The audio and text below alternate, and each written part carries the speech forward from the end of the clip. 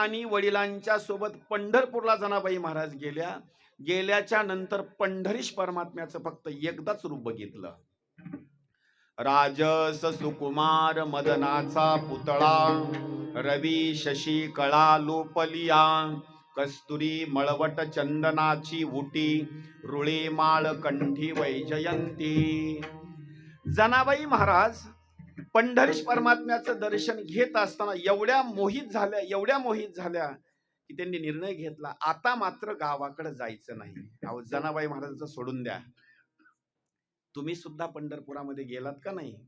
दर्शनाच्या बारीला जर लागलात ना तर सगळ्या जणांची एकच अपेक्षा असते, मागून जर कोणी असा थोडा जर ढकलू लागला का नाही तर माणूस म्हणतो जरा अंतरानं राहा की जरा. आता कशा करता?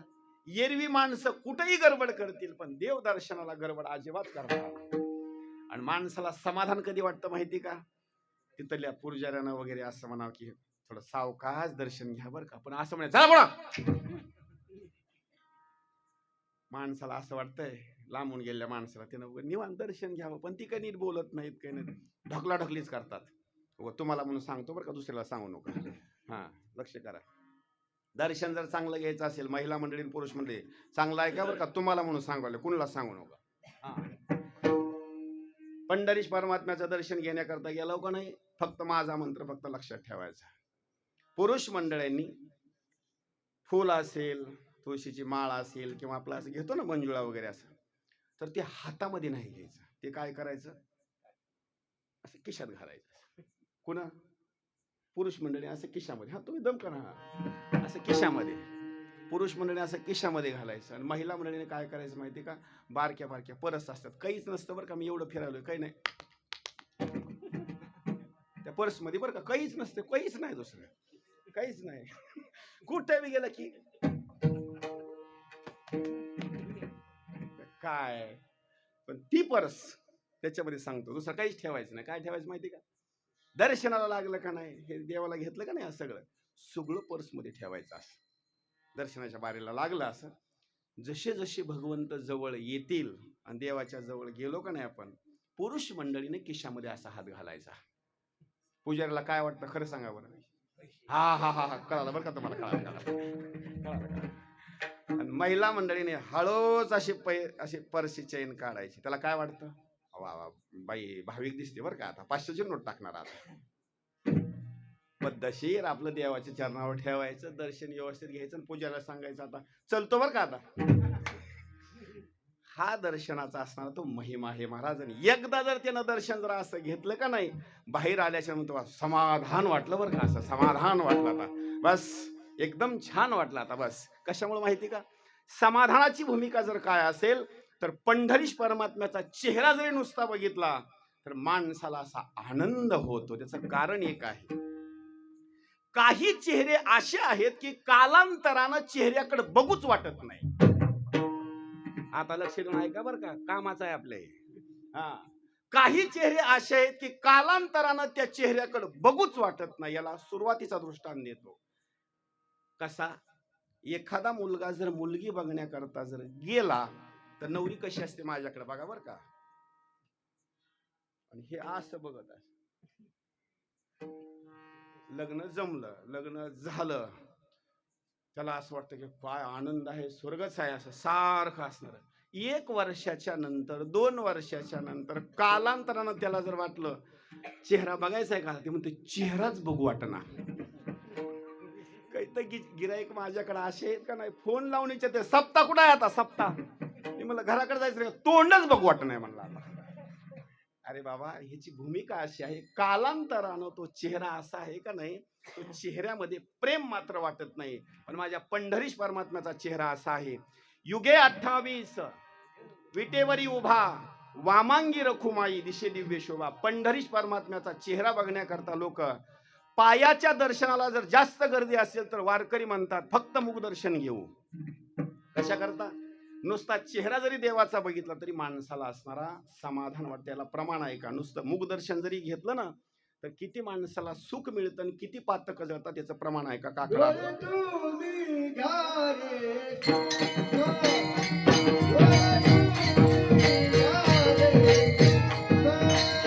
डोळे तुम्ही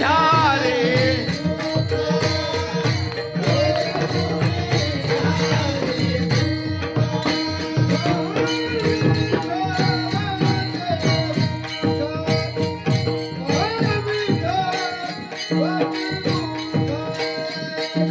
तुम्ही घ्या रे,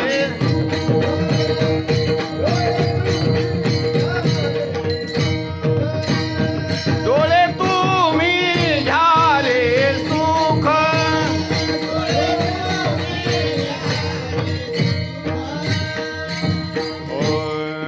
काय महिमा वर्णो आता सांगणे किती, काय काय महिमा वर्णो आता सांगणे किती,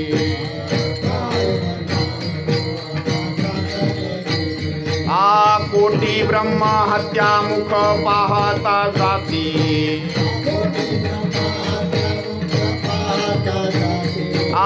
कोटी ब्रह्म हत्या मुख पाहता जाती,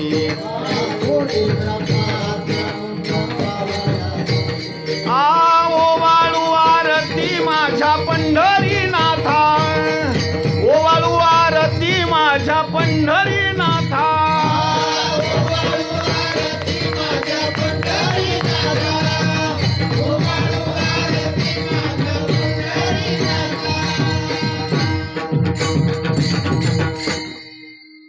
जनाबाई महाराजांनी तो चेहरा पाहिला, निर्णय घेतला. आई वडिलांनी 2-3 दिवसापर्यंत थांबले. शेवटी पंढरीश परमात्म्याच्या चरणावर जनाबाईला घातलं, सांगितलं, देवा आता तू माझ्या जनीचा असणारा सांभाळ कर. आई वडील गावाकडे निघून गेले.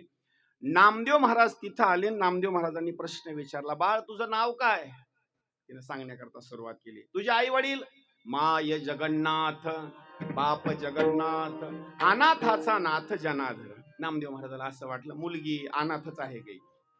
घरी नेलं आणि एकच तिला बोलण्याकरता सुरुवात केली, इथून पुढे जर कोणी तुला विचारलं कुणाची मुलगी आहेस तर एकच काम करायचं, मी नामदेव महाराजाच्या घरची दासी जणी आहे एवढं सांगायचं.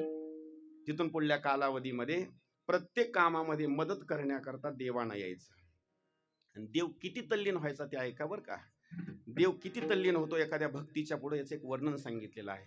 देवानं काय करायचं, जनाबाई महाराजाला असं जातं ओढीत असताना जनाबाई महाराजांनी पुढं म्हणायचं, पांडुरंग माझा पी,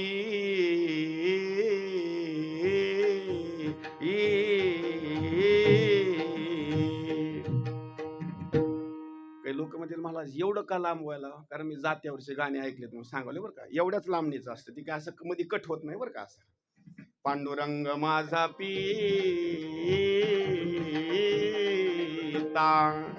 देवानं सुद्धा काय म्हणायचं माहिती का पाठीमागं, पांडुरंग माझा पिता. छान छान.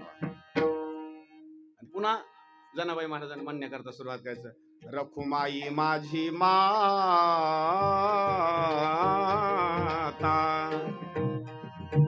देवानं थांबावं का नाही एवढं विचार करून म्हणावं का नाही, देवानं लगेच मागू सुरू करायचं, रखुमाई माझी माता.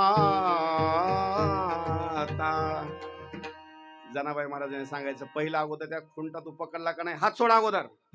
अरे म्हणीत असताना विचार तरी करून म्हणावं की देवा तू माझी आई वडील आहे साहजिक आहे, पण रखुमाई तुझी पत्नी आहे ना. देवाना अशी कानाला हात लावायचे, चुकलं बरं का आपलं आता. म्हणजे देव एवढा वेडा होऊन ते जातं ओढण्याचं काम करायचं. ऐका, जातं ओढत असताना देवानं एवढं बेधुंद व्हायचं की आपले सगळे अलंकार काय करायचं, जातं असं ओढीत असताना, असं फिरवत असताना सगळे अलंकार तिथं काढून ठेवायचे. आणि दररोजचं पहाटे काय करायचं देवाना माहिती का, सगळे अलंकार अंगावर घालायचे आणि निघून जायचं. एक दिवस घटना अशी झाली, कधी कधी काकडा वारकऱ्याचा पहाटे 4लाही चालू होतो, कधी कधी झोप जर चांगली झाली असेल तर 3लाही चालू होतो, कधी कधी काकडा वेळेवर 6लाही संपतो आणि गडबड असली तर 5:30लाही संपतो. पण देवाला एक दिवस काय झालं, झोपायलाच उशीर झाला, उठायला उशीर झाला. काकड्याला इकडे येत असताना तिकडं काकड्याची मंडळी आली आणि इकडं जातं ओढत असताना जेवढे अलंकार काढून ठेवले होते का नाही ते लक्षातच राहिलं नाही. जनाबाई महाराजाची पांघरायची असणारी वाकळ म्हणजे गोदडी घेतली, अलंकार तिथंच ठेवले आणि मंदिरामध्ये जाऊन थांबले. पुजाऱ्यानं ओळखलं, ही गोदडी दुसऱ्याची कुणाची सुद्धा नाही, जनाबाई महाराजाची आहे. जनाबाईवर चोळीचा असणारा आळ आला आणि आळ आल्याच्या नंतर चंद्रभागेमध्ये शूळ रवण्यात आला, म्हणजे ज्याला आपण फाशी म्हणतो का नाही. त्या कालावधीमध्ये पंढरपुरामध्ये एक राजा होता, राजाला गोष्ट कळाली. राजानं सांगितलं, असा चोर जर पंढरपुरामध्ये असेल तर त्याला शुळावर देऊन टाका. श्रुत केली वार्ता गावीच्या राजाला, तो म्हणे जनीला शुळी द्यावे. शूळ पंढरपुराच्या असणारा चंद्रभागेमध्ये असणारा रोवण्यात आला. जनाबाई महाराजाला असणारा पकडण्यात आलं, चंद्रभागेच्या तिथपर्यंत नेण्यात आलं आणि शेवटची इच्छा म्हणून विचारण्याकरता सुरुवात केली. जनाबाई महाराजांनी बोलण्याकरता सुरुवात केली, देवा, माझ्या सख्या आई वडिलाचा त्याग केला, 4 युगापर्यंत दासी म्हणून राहिले ना, आज माझ्यावर ही वेळ आली. मी असं ऐकून होते, पुण्यवंत पाताळ लोकी नेला, दरिद्री तो भाग्यवंत केला, चोरट्याचा बहुमान वाढविला, कीर्तिवानाचा अपमान केला, धुंद झाला तुझा दरबार. त्याच्यानंतर राग आला आणि देवाला शिव्या देण्याकरता सुरुवात केली. अरे विठ्या, मूळ मायेच्या कारट्या, तुझी रांड रांडकी झाली आणि जन्म सावित्री चोडाली आली.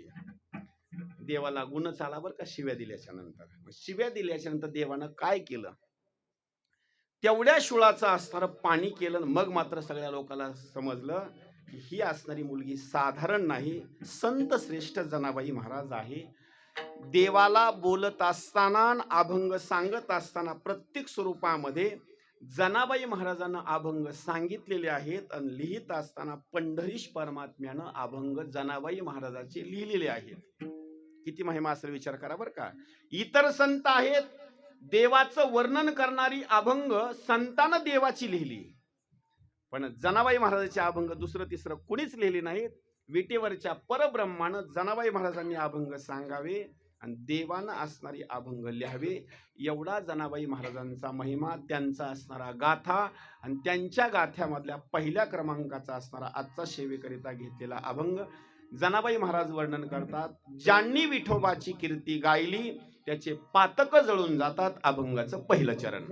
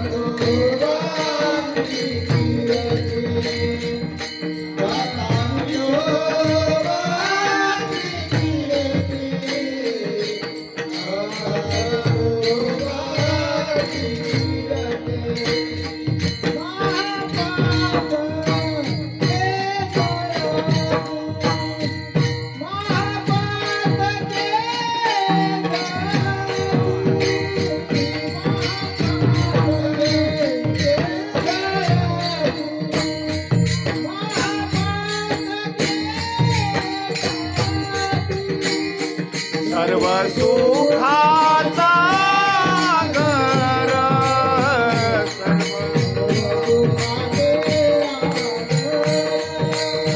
सर्व सुखाचा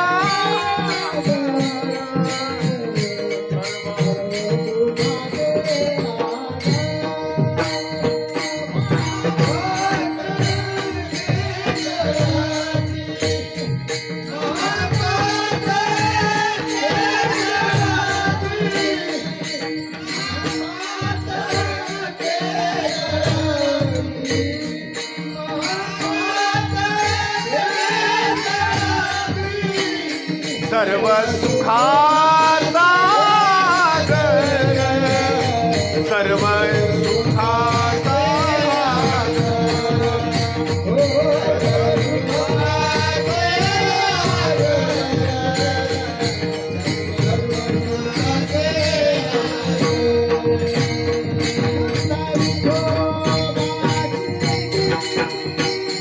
महापाता के जळती